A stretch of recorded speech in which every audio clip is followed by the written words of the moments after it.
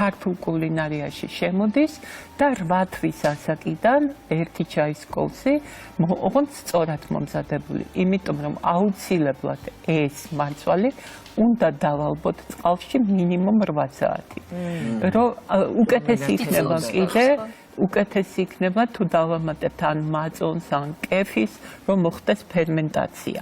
ეს ხდება იმის გამო, რომ შიგნით არსებული საბადო რკინის გახდეს მისაღწევი ორგანიზმისთვის, გააქტიურდეს, კარგად შეიცვალოს ნაწლავმა და აი როდესაც ის ასაკია, როდესაც დედის რძის გამო უკვე მიილევა დედის ზედა აღარ ყოფნის ბავშვი რკინა, აი სწორედ ტეფი არის აღმოჩენა ქართული დედებისთვის, იმიტომ რომ ჩვენს ბაზარზე შემოსულია ეს რეგიონი. შემოსულია 4 ფერია, თეთრი, წითელი, მოშაო და ღია ყავისფერი, მაგრამ წითელში არის ძალიან ბევრი რკინა, ამიტომ შეგვიძლია დავიწყოთ მაინც თეთრით, რომელიც ყველაზე უფრო გავრცელებულია და შემდეგ უნდა გადავიდეთ წითელ.